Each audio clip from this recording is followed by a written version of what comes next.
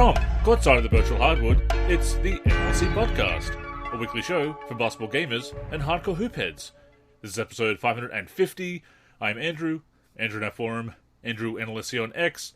Joining me as always, my co-host Derek, DP3 in the forum, and DP3G and DP384 on X. Derek, this is our 250th episode together, and also my last episode before I turn 40, so big milestones ahead. In any event, we have a fun show for everyone as always, so please, tip us off. 250 episodes together. I'm proud of that, Andrew. Week in and week out, we have gotten on the mics together and recorded a show, and it's always fun talking hoops with you, whether it be, the virtual hardwood or real life hoops. And I hope that our listeners kind of feel our passion for basketball when they listen to the show. So here's to another 250 more. Absolutely. And of course, next week with your 251st episode, you will have the second most all-time episodes recorded. I mean, I'm first, I suppose, and I've been here since almost the start. Leftos and Jasmine starting the podcast, the first 6 episodes without me. So putting me aside as the host for all those years, you will be essentially the leader in episodes recorded. I'll take it. I will absolutely take it. Oh, Andrew, I also wanted to mention, I wanted to give an update related to real life basketball as far as me playing. Of course. As you know, back in February, I had surgery to reconstruct my ACL, and I also had a femur fracture. So I had that plugged in the same procedure. I think it was about a 2.5, 3 hour surgery, something like that. And I finally got back into playing this week, about 8 months later, and it is going a lot better than I expected. I played for about an hour and a half this morning, 5-on-5.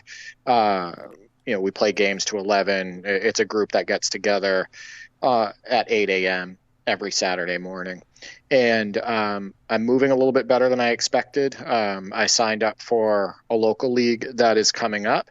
So I'll have to get some footage on social media of me, kind of in my return, maybe just shooting around, or maybe I can record some of my pickup games and whatnot. But I did have a couple people from the NLSC community reach out to me and ask me how it was going. They stated, how is your recovery? Are you back into playing yet? All of that stuff. So, for those who did, reach out to me, I appreciate you. And I thought that those gestures were incredibly nice. So, back playing basketball. I'm absolutely loving it. Obviously, there's still a bit of a hill to climb as far as getting my leg back to, close to 100%.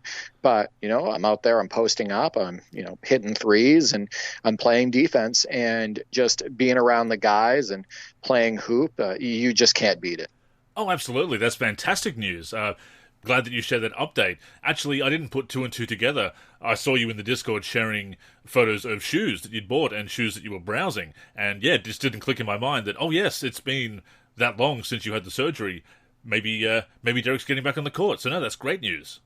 Yeah, so one of the pairs of shoes that I shared is actually the AE1, the Anthony Edwards kicks. And I had been wanting to try them on. And one night, my girlfriend was looking at Dick's Sporting Goods website, and she saw that they had them. And not only did they have them, they actually had them in stock in my local store. And so that night, we went to Dick's Sporting Goods, and I tried them on, and it's the mids. I'm not a fan of low-top basketball shoes. It's the mids. And I was like, these feel great. I can't believe how great these basketball shoes feel. And I'm super picky about basketball shoes. They either, I feel they'll be too heavy, or there'll be some heel slippage that I don't like, or they're not wide enough, etc. And these just fit like a glove. So I bought them. They're the black and red colorway. And I played in them a couple times now. And I highly recommend them to our listeners. Mainly the mids, though, because from what I've heard with the lows, there is quite a bit of heel slippage. There's some worry about ankle support, etc. The mids just feel awesome for me. But, I got out on the court, and I didn't have to wipe once, Andrew. The tread on them is fantastic. They grip the floor incredibly well. There was no heel slippage at all. And I felt like, they had the right amount of weight to them. I didn't feel like they were too light. I felt like I had the support that I needed. I used this example when I was giving a quick review of the shoes. They're heavier than Curry's. They're definitely heavier than Curry's. Pretty much any Curry that you can think of, past or present. But they are probably on par as far as weight goes to many Jordans that you probably tried on in the past. And for what I'm going through right now, I feel like I needed a more supportive shoe, right? So highly recommend them.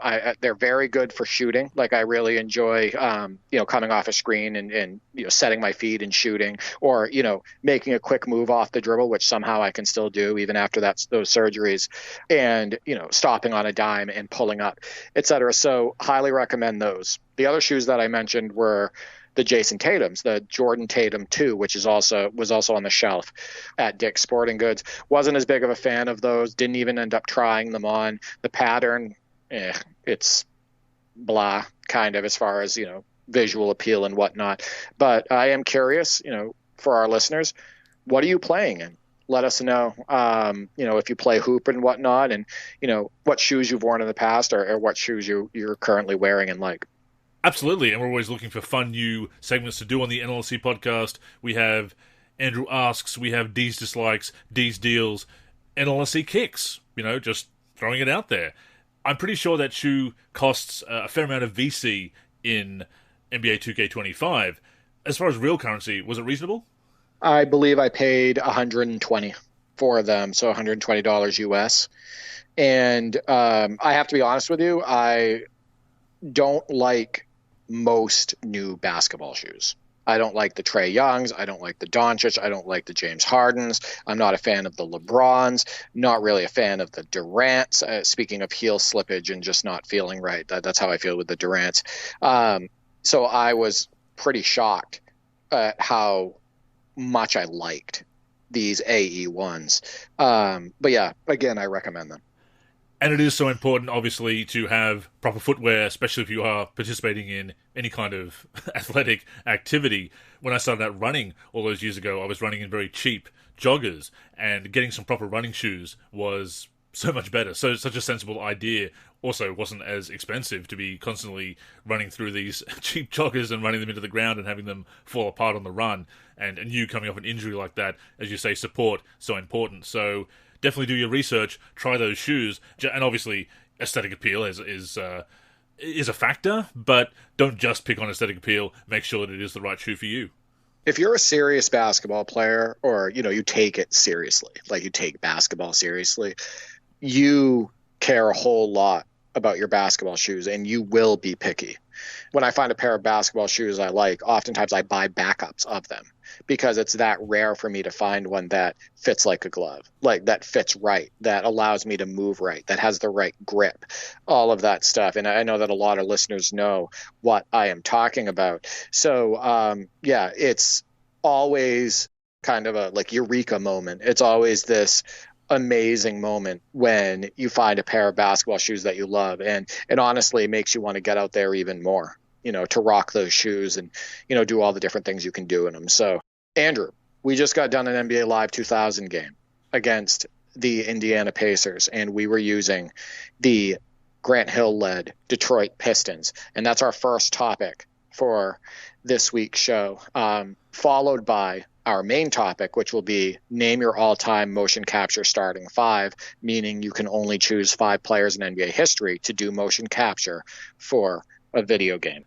NBA Live 2000, a game that only has generic shoes.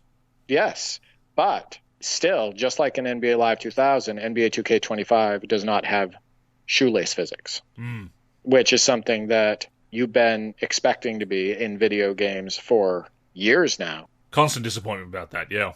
But Andrew, this game of NBA Live 2000, one of the more frustrating games I've had, and I think that the biggest reason is because the computer was screwing us over basically from the opening tip.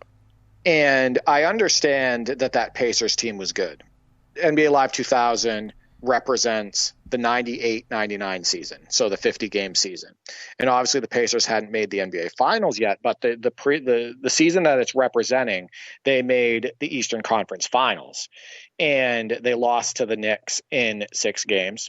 They went 33-17 that season, and they were coached by Larry Bird. So they were still a very formidable team, and most of that team was still intact when they made the NBA Finals the next season. I mean, they still had Reggie Miller, Chris Mullin, Mark Jackson, Jalen Rose, Rick Smits, and Dale Davis, Sam Perkins, etc. So good team, obviously. And however, we weren't using a team that was too shabby, Andrew. We were using the Detroit Pistons, led by a pre-injured Grant Hill. And we had Jerry Stackhouse, who could light up a scoreboard in real life, but he absolutely sucked for us in this game. He couldn't buy a basket in the first half. And we'll get into why Judd Buechler is a video game legend in a moment, and why me subbing out Jerry Stackhouse for Buechler was an absolutely great decision. Yeah, we had Christian Laettner, who wasn't far from his prime. We had, Jerome Williams on the bench. We had Bison Dele, who was no slouch. He was a good player. And Lindsey Hunter, a great two-way player, at that point guard position. So I expected us to compete a little bit better. But they went up by 20 in the first half, where they were blocking us constantly at the rim. We were missing layups on the fast break. A couple of them were wide open. We were missing shots right at the rim with Grant Hill and Jerry Stackhouse. We didn't hit more than 1 or 2 outside shots in the entire first half. We were just bricking everything. And you and I both know how to shoot well on that game. Meanwhile, Chris Mullin, off balance, was firing all over the court. Nothing but net. I felt like I was watching, Dream Team Chris Mullin out there. It looked like he turned back the clock and was just destroying us. And Reggie Miller ended up pummeling us. He had 26 points in the game. Chris Mullin had 27. Smits was unblockable because he's 7'4", and he was just shooting double team shots in the mid range and smoking them on us. It felt like the computer was just absolutely unstoppable in that game. And of course, we were playing on one of the higher difficulty levels, and NBA Live 2000 is known for not being very forgiving anyway when you play a strong team on those higher difficulty levels. But yeah, we had some nice plays with Grant Hill, some nice throwdowns, some nice drives. But the highlight of the game for us, Andrew, was Judd. Judd Buechler came in, played basically only in the second half. So we were playing 6-minute quarters. He only played about 12 minutes. And he scored 15 points. And he was hitting threes for us all over the court. He was throwing an up fake on the perimeter, and he'd step in and hit a mid-range shot.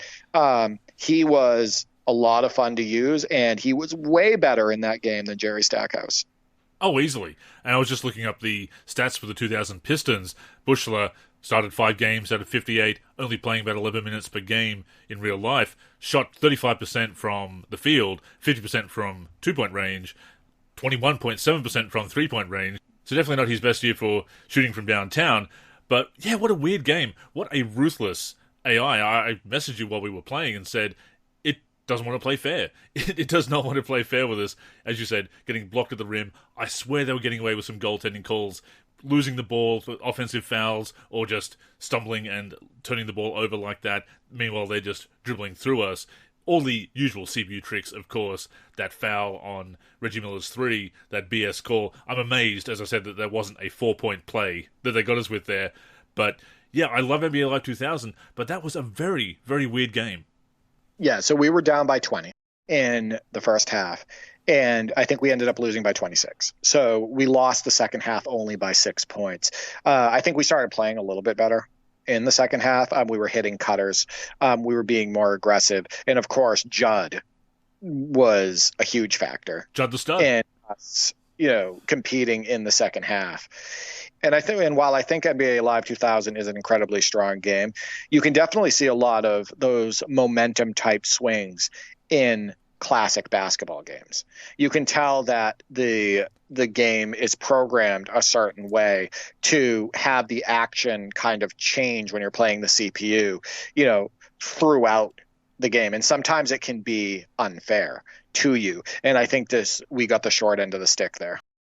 And while it's not as bad as Live 2001 and Live 2002, there's definitely a case of sometimes it's better to either jump really early for the rebound, which also risks the goaltending call, of course, or getting the rebound off the floor, because there was a sequence where they just kept getting the offensive board over and over again. And yes, Dale Davis is there, yes, Rick Smits is there, but we were in position. We had some pretty good rebounders ourselves, and they just kept abusing us on the offensive boards there. So, yeah, that didn't help. They were hitting us with every trick in the book. And of course, the CPU loves to do that triple fake, the 2 fakes and then the shot in NBA Live 2000, so I was trying to anticipate that.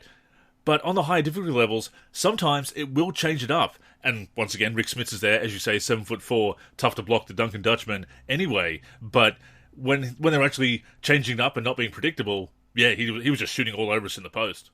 Well, a couple things. When you play on the higher difficulty levels, it doesn't matter if you play amazing defense and time your jump perfectly when somebody's shooting. The majority of the time, the computer still hits that shot, right? Like Chris Mullin and Reggie Miller were hitting guarded shots all over the court with us. I will also state that when they do that double pump fake and then shoot it, that's still very hard to time. I don't care how many times you played NBA Live 2000. That's still very hard to time the shot well enough where you can get a block. On that Dale Davis play that you're talking about, where there was about 4 or 5 different offensive rebounds and then they finally scored, I think the thing that bothered me the most about that is that the shot that ended up going in, it was like the 5th shot on the possession, was a fadeaway with Dale Davis from about 8 feet away from the basket, double teamed, right? So that's the one that goes in. Dale Davis, who would probably not shoot a double teamed fadeaway from 8 to 10 feet ever, smokes that shot over our 2 defenders after a frustrating sequence of, them getting like 4 or 5 offensive rebounds. So yeah, really strange game. I still had fun. I still think that Grant Hill produced some pretty awesome highlights for us. And then obviously we got to, use video game legend Judd Bushler. Oh, for sure. And that is an interesting Pistons team. Bison Dele is still there. He did retire very abruptly before the 2000 season tipped off and then disappeared mysteriously. And that's a very strange and sad story, that one. People can look into that. But as we've said before, it's interesting playing with those, not totally what-if rosters, but it reminds me a little bit of NBA Inside Drive 2003, playing with Hakeem on the Raptors after he'd essentially retired. He was still on the roster till the end of the year, but he had retired at that point. In fact, during the season, the Rockets actually retired his jersey before he'd actually retired from the NBA and officially put through that paperwork and been cut by the Raptors. But I still love playing with that roster, love playing with the alternate jerseys. As much as I like selecting the jerseys, that was a great thing they brought in Live 2003 and other games around that time. I love how we'd randomly get the Sunday jerseys in those games. In franchise mode and season mode, of course, on Sundays, those would be used automatically as they should have been. So that was really cool too. But when you're playing exhibition mode, when it randomly selects the alternate jersey for teams that have one, yeah, I love that. Yeah, because we did a restart of that game because originally I had put it on starter, and we were just crushing the computer. Too easy. And it was way too easy. And when we were playing on starter, we had the teal Pistons jerseys, right? And then on the restart, we had those red alternates. And I thought those were wicked cool, right? I was actually glad that we were assigned those for that game, and I think it looks really good in the action. But yeah, it was a better time for NBA jerseys, Andrew. To be honest with you, I can't stand some of the designs today. I think they're very bland. I think they lack imagination. I think the new Clippers jerseys are some of the worst, if not the worst, in NBA history. Just with the lack of imagination, the font they chose, just the way they look overall, I really do not like the new Clippers jerseys. And I know you feel the same way about now jerseys. Most of them are pretty blah to what we've had in the past. And some of them are creative. Some of the city and statement jerseys are kind of creative, but some of them just take too many liberties for my liking with the color scheme or just the basic design overall. I mean, they're interesting concepts, but the fact that they change them every year, obviously it's being done to sell more merch. Merch has been a thing for a long time. I know it may sound silly to complain about that now. Fan apparel has been a thing for so many years. They're always trying to sell that merch, make money. But just that there's no consistent branding. The fact that there's no home and away jerseys anymore. That you don't have that consistent, iconic branding. At least have that in the NBA Finals. I saw that suggestion, I believe, either in the Discord or in our forum, that if you are going to have all these alternate jerseys, sure, wear them through the regular season. But when it comes to the playoffs, and certainly the NBA Finals, wear the traditional home and away. I still think there should be a traditional home and away. It just feels really gimmicky to me. And yeah, some of the designs for branding these days, the Jazz branding, don't know what they were thinking when they brought that in a couple of years ago. But yeah, I'm a much bigger fan of the 90s branding, as are you. And even if some of that branding was kind of weird or kind of the time, it stood out. Every team had a distinctive look. I agree with that. Same with the courts, too, by the way. There's a lot of nice, unique courts. I also want to point out that I would not balk at the idea of bringing back the championship trophy behind the center court logo in the NBA Finals, like that in 2008 when the Celtics played the Lakers, etc. And, when the Lakers played Orlando, etc., because I thought that was really cool. And I think that some old ideas could be brought back and still shine. And I think that people would be a big fan of them. Yeah, definitely. I love that concept. Before we go on, a reminder that the NLSC podcast comes out every week on the NLSC, nba-live.com, as well as our YouTube channel. We're also on Spotify, Apple Podcasts, and other podcast apps. If you're listening on any of those apps, we'd greatly appreciate a review.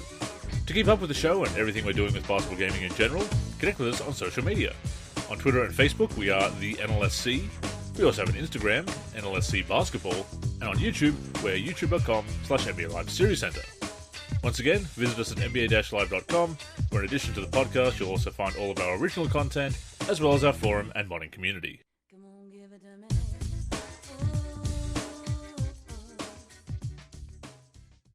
So, Andrew, let's get to our main topic.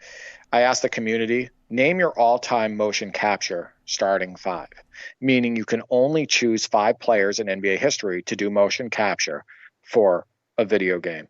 And I love the responses that we got. People had different answers for the most part than each other. Some very interesting choices. We're going to get into ours first, and then we're going to break down what the community responded with. So I'll start, and I'm going to start at the center position. This would be the player in basketball history that I would most want to do motion capture for the center position. Hakeem Olajuwon. And I would choose either the 89-90 or 90-91 version or his MVP season, 93-94. And the reason why 89-90 and 90-91 stand out so much from a statistical perspective is because in 89-90, he averaged 24.2 points, 13.2 rebounds, 1.8 assists, but 2.5 steals at the center position and 3.4 blocks. In 90-91, he averaged 23.0 points, 13.2 rebounds, 2.7 assists, 2.0 steals, and 4.3 blocks. Andrew, people don't understand how great of a defender Hakeem Olajuwon really was. 213 steals in a single season from the center position. That is absolutely absurd. That would be the league leader today. That beats out pretty much every guard over, the last decade plus in the steal category.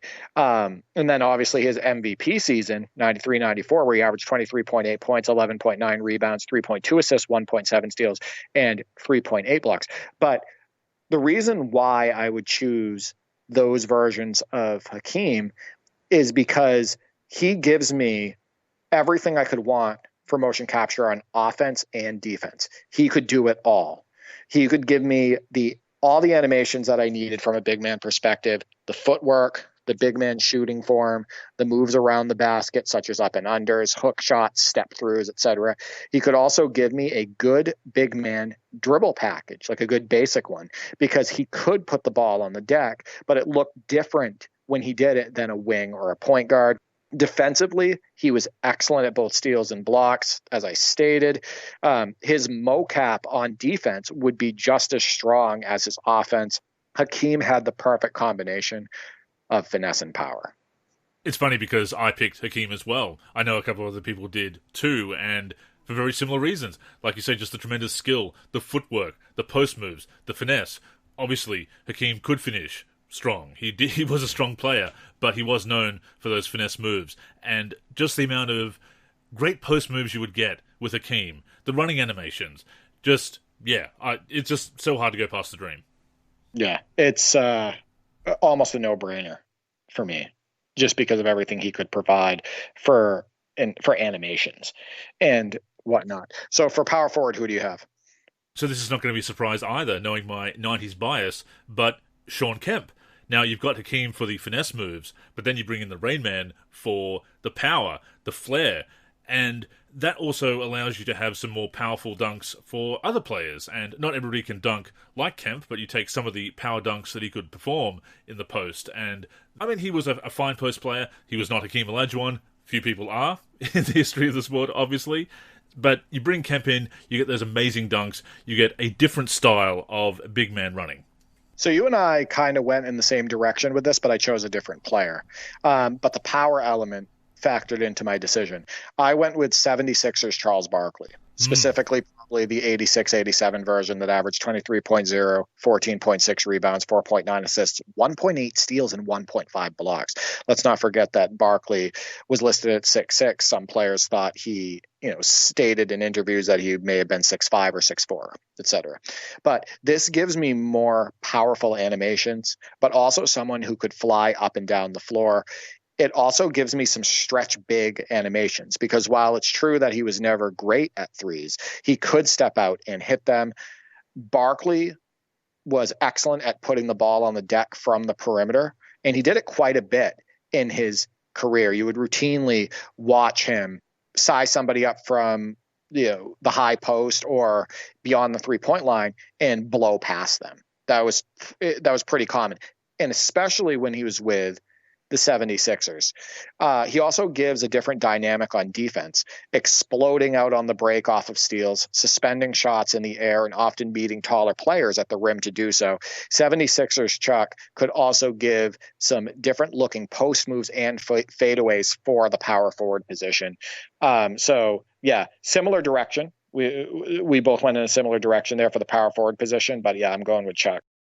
I've been thinking about this, Derek, because Chuck is obviously known as a entertaining commentator, a great personality of the game. And it's a shame that it looks like we're going to lose the NBA on TNT and Inside the NBA. But do you get the feeling that Chuck is kind of underrated as a player these days? I mean, he was a tremendous talent. Yeah, I do. And I think that it's kind of insulting when you compare somebody today like Zion Williamson to Charles so loosely.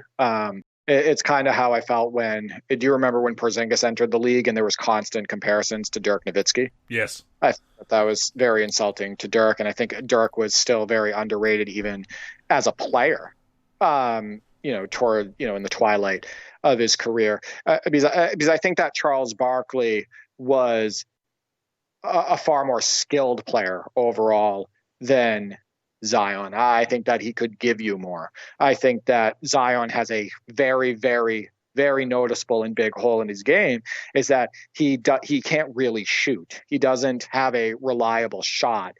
And Chuck could score 40 on you with mostly shots in the mid-range and post fadeaways and, a jab step and then shooting it and nailing it, et cetera. I just think he was a more overall and dynamic player by quite a bit than Zion. And I like Zion. I mentioned it on the last show.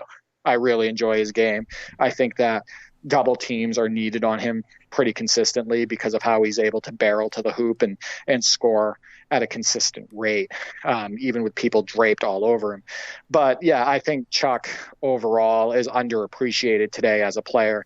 And I think that one of the reasons could be also because people know him as a commentator, right? Now they know him from inside the NBA.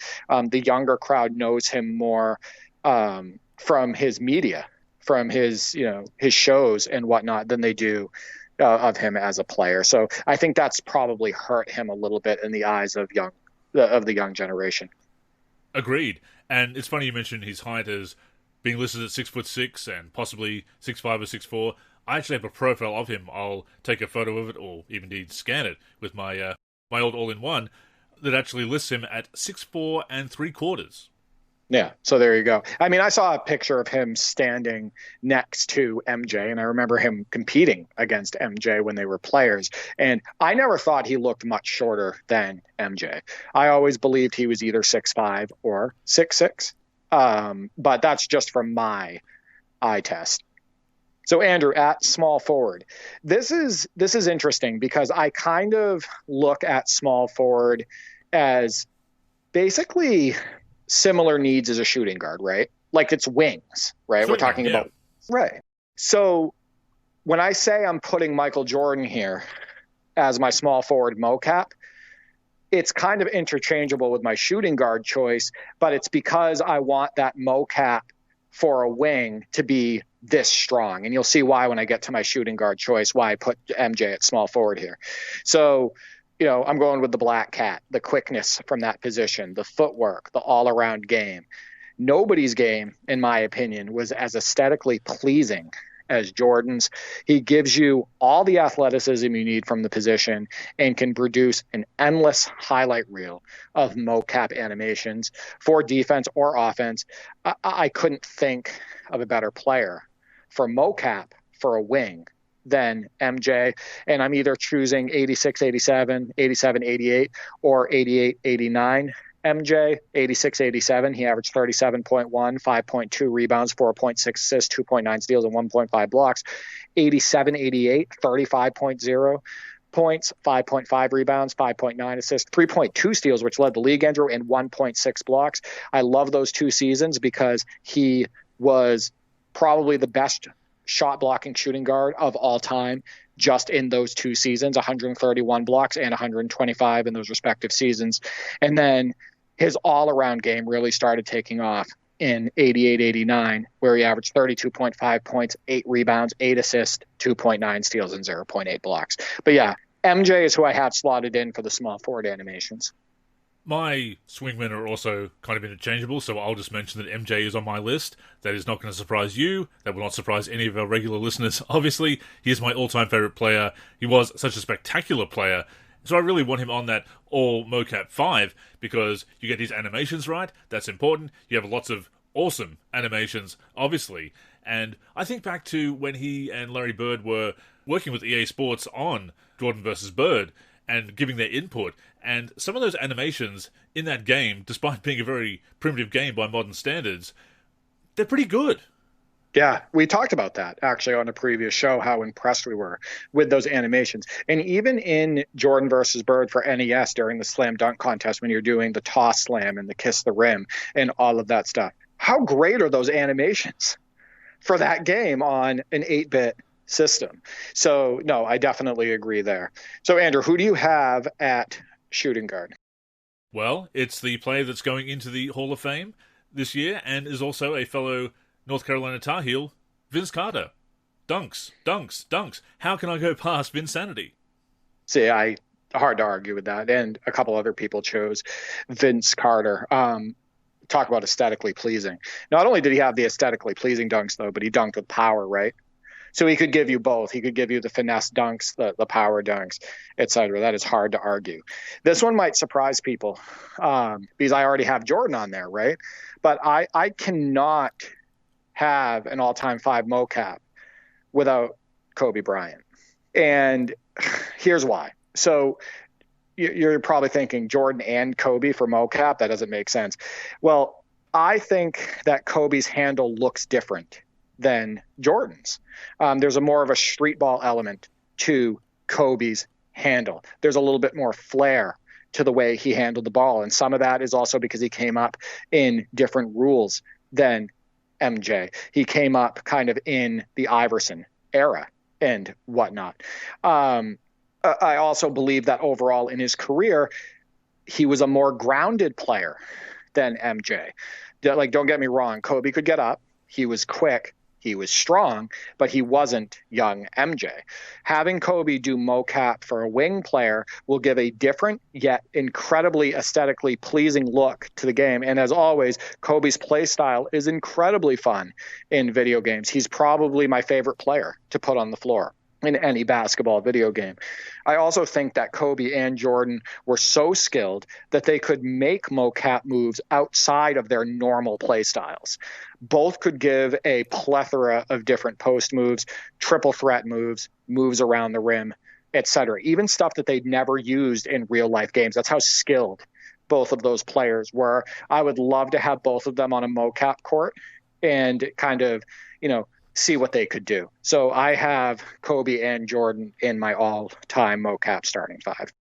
Oh, I absolutely see it. And I agree. And that is an important aspect of motion capture, of course, that you can capture animations that will be suitable for multiple players.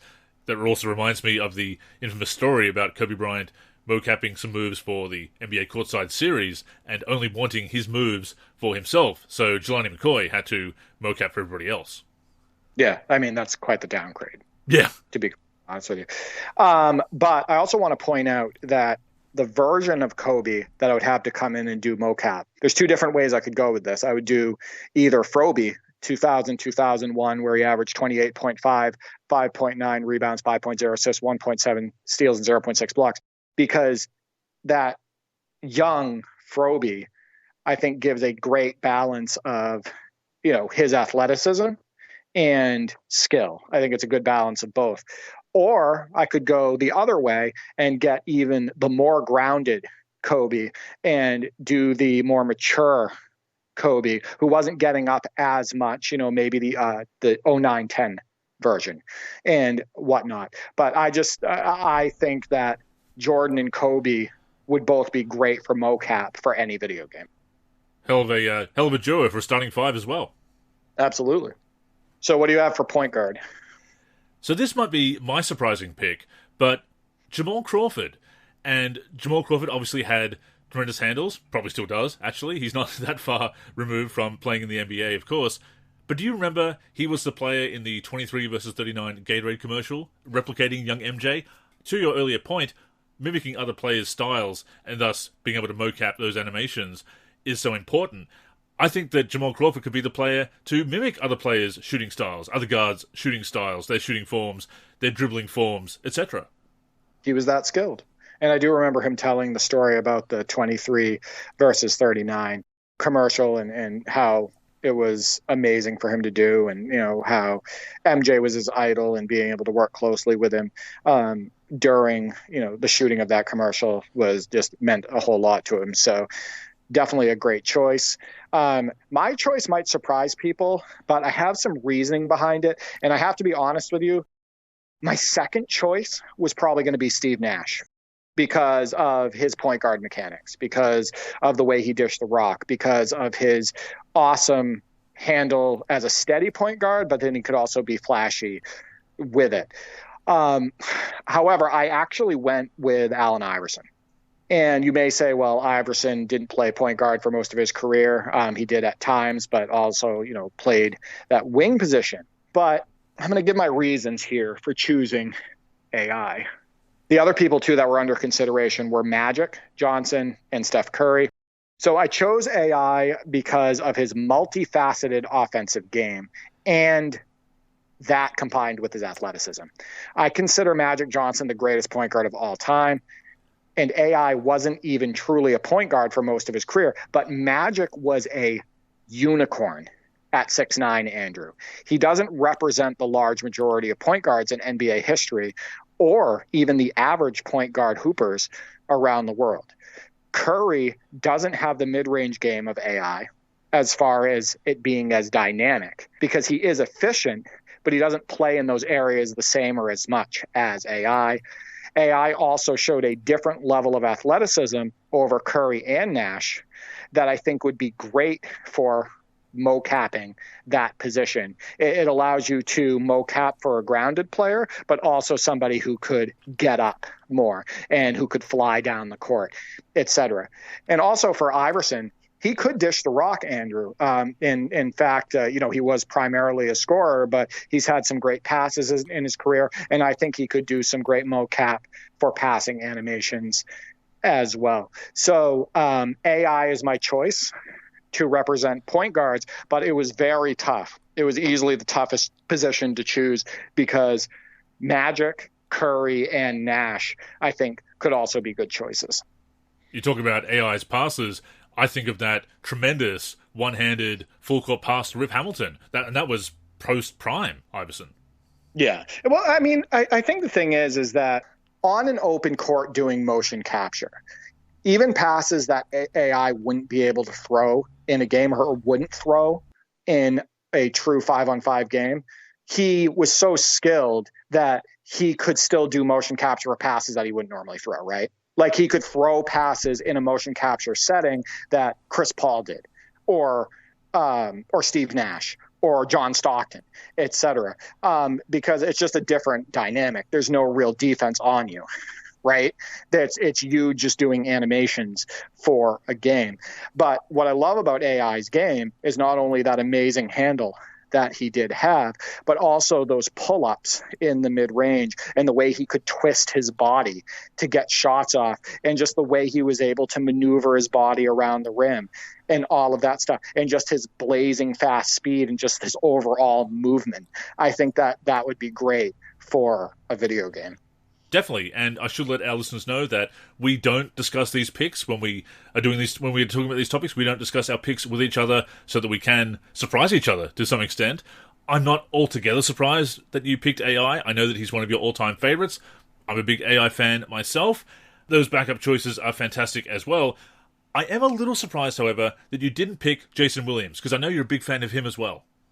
So Jason Williams was really tough for me not to pick. I think that AI had a better pull-up game in the mid-range. I think he was far more dynamic inside the three-point line than Jason Williams. I think he would be able to give me more animations from a scoring perspective, and he was also a better defender overall than White Chocolate. So while I would love to have the ball on the string animations that Jason Williams had, and some of his no-look passes and all of that stuff that he was able to execute in real life, AI also had the ball on a string, Andrew, right? I'm not losing that dribble look and feel overall with AI, and I'm just getting more overall with AI over Jason Williams.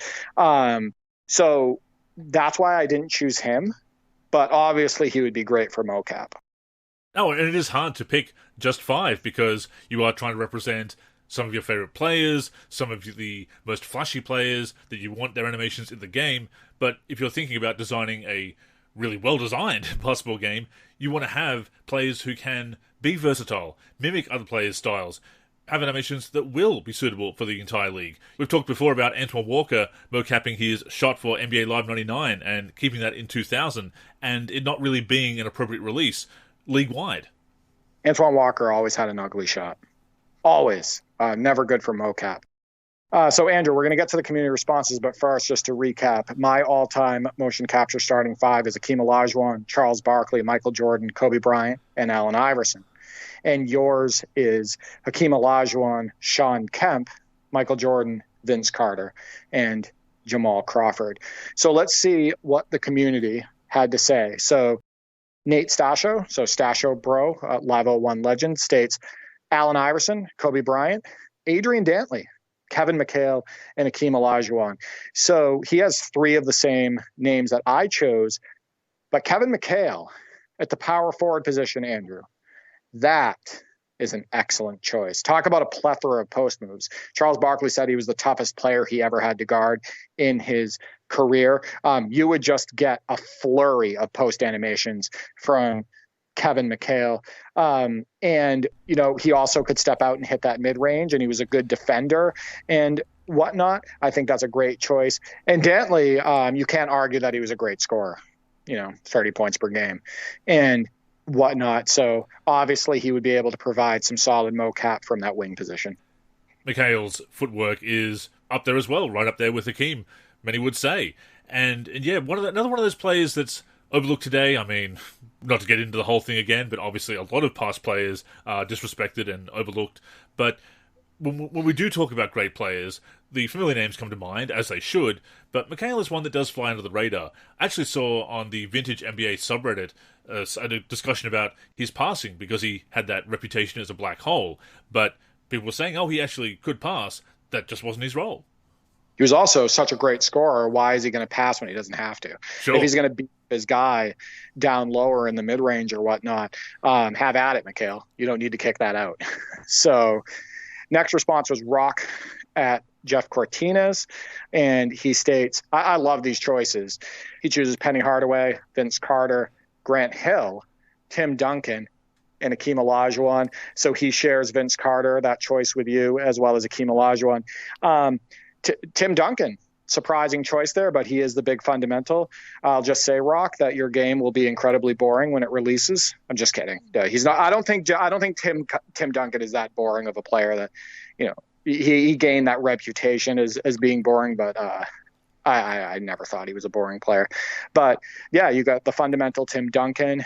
You have the skill set of Akeem Olajuwon. You have the high-flying dunks of Vince Carter and his ability to put the ball on the deck. I think Grant Hill would be great for mocap. And, of course, Penny gives you the great pass animations.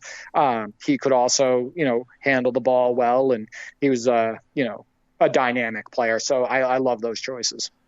Can you imagine if we got that spinning step back move that Penny did, that famous move he did in the game? I've tried to pull it off with Penny in Live 18 Ultimate Team and also in 2K14. Kind of got a bit of a spinny step back there, but nothing like he actually did. It's very hard to pull off, indeed, close to impossible to pull off on the virtual hardwood. Vince Carter, obviously, those dunks again. Tim Duncan, we talked about Jason Williams having that reputation for being flashy to the point of recklessness. Tim Duncan, to your point, and to Rocks, of course, has that reputation of being boring. That was just the thing that people said about Tim Duncan. But yeah, I think that's another reputation that people just like to say because it sounds like the right thing to say. But no, Tim Duncan was not a boring player, and this sounds kind of gatekeepy, I'll admit, to people who know and appreciate hoops. Yeah. Also, the Dirk got the reputation somehow for being not only a terrible defender, but also slow and sluggish. But if you actually know Dirk's game and know his history and know how he played in the early, mid, and late 2000s, you would never call him a slow, sluggish 7-footer, right? And you also wouldn't call him a terrible defender, but he gained that reputation somehow. And I think a lot of times it's just due to ignorance, honestly. I think that media need to have talking points, and sometimes they'll use something like that in order to, say something about a player, and then that hits the basketball fan base and they run with it. I also want to point out that if I tried that Penny move right now, the step back you're talking about, I would probably tear my new ACL and my other ACL. Yeah. I would not be able to execute that move at all. King J Mace states, J.R. Smith, 1 Foot God, Swaggy P, White Chocolate, and Akeem the Dream. Everybody's choosing Akeem Olajuwon. We're not original, Andrew, but it makes sense. My favorite choice that he made actually is J.R. Smith. I think J.R. Smith has a very appealing offensive game. I think just how he puts the ball on the floor, the way he goes one-on-one, the spin moves. He had some amazing dunks in his career, reverse dunks, tomahawks, dunking on people, etc. And do you remember when the Bulls traded Tyson Chandler to New Orleans and got J.R. Smith and then flipped him to Denver for Howard Eisley? I do. That is a downgrade. That is a downgrade if I've ever heard of one. I mean, admittedly, he was very early on in his career, but take a chance, Garpax. Take a chance. 100%. So getting into a couple more responses on X, Garva says Magic, MJ, Bird, Rodman, and Bill Russell. Rodman would have some very interesting and unique defensive animations, and of course having the ball to himself on the boards. I think he gets some post animations, like post move animations from Larry and from MJ, right? So I think and from Magic too. Magic had the full hook, the half hook in the post, and whatnot, the spin moves.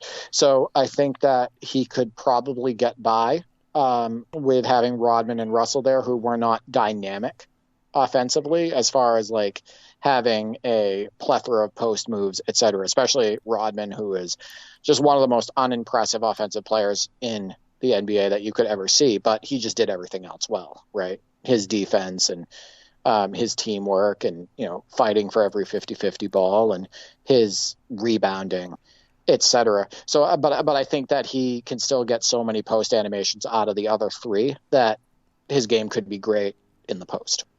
4 of my top 5 all-time players there: Magic, MJ, Bird, and Russell, and Rodman, an all-time favourite. If we could get Rodman's tremendous finger roll that he did in 1995, that'd be fun to have in the game. I would bring Clyde Drexler in for one mocap session, if possible, just to have him do those amazing finger rolls that he did. The ones where he flipped it really high. Yep. The high arcing ones that just splashed through the net and whatnot. He did it both with the Blazers and the Rockets. I love those. Still trying to find the clip of the one that he did in the mid to late 90s with the Rockets in the pinstripe pajama uniforms. Had one of those great layups coming along the baseline. It was in the intro for the Game of the Week. I'll have to reach out to Adam from the In All Airness podcast. He might be able to find that for me. Yeah, I also had a Clyde Drexler scoop shot that was in the NLSC top 10 this week from NBA 2K25, and I thought that was very, very realistic for Clyde Drexler. I thought that looked awesome. Silky smooth, absolutely. And one more response on X here. Royce says Wilt, his airness, Rodman, Magic, and either the Human Highlight Film or Elgin Baylor, possibly Jerry West. Unusual choices, I know, but all these players and others would be amazing to motion capture their movements. Also mentions Sir Charles, Jason Williams, and Steve Nash. So a few coming off the bench there, obviously, from Royce, but yeah, some familiar picks, and I can't disagree. 2 picks for Rodman. How about that? That actually surprised me. I love his choice of Wilt. Obviously, he gets all the athleticism in the world if he chooses young Wilt, and he gets, the scoop shots in the paint. And Wilt had a deadly post fadeaway, which has actually been shown on film, some remastered film of him and whatnot. So, yeah, no, I love his choices. And Jerry West would be excellent for, the way he could handle the ball for his time based on the rules that he was playing under. Those quick pull-ups, he had a beautiful shot, was good at attacking the rim. Yeah, I think Jerry West is also a strong choice. And jumping over to the NLSC Discord now, Carolus XCI says Jason Kidd for passing animations, Klay Thompson for the default jump shots, Vince Carter for dunks and tough jumpers / layups, KG for post-play and dunks, Shaq for some monster dunks under the basket. Also adds, by the way, the best-looking dunks on NBA Live 2001 are clearly KG's. I always wish we had those in Live 2000 as well. Gotta love the well-rounded lineup that he chose. And he chose for specific skill sets. Not players specific that, like Jordan and Kobe with their all-around skill sets. He was like, shooting, I want to attach that to Klay Thompson. Right. Jason Kidd, I'm going to attach passing to him. Vince Carter is going to give me, the ability to, do one-on-one moves, put the ball on the deck and get amazing dunks out of that wing position. And then, he has the mid-range and post moves and whatnot out of KG, and then the power from Shaq. So, yeah, I love the way he organized his lineup. I think we're all trying to go for some of that versatility, and yeah, his 5 is perfect for that. Shy Guy says Jason Williams, White Chocolate, for dribbling and passing. Another vote for Klay Thompson for jump shots. Michael Jordan for finishing and perimeter defense. Wilt Chamberlain for finishing and post play.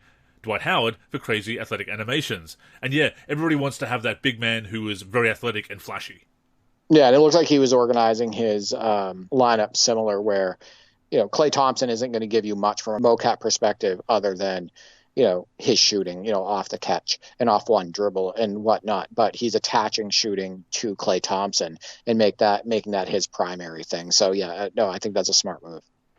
And finally, from Pep, and of course, Pep has just released some great jerseys for NBA 2K14.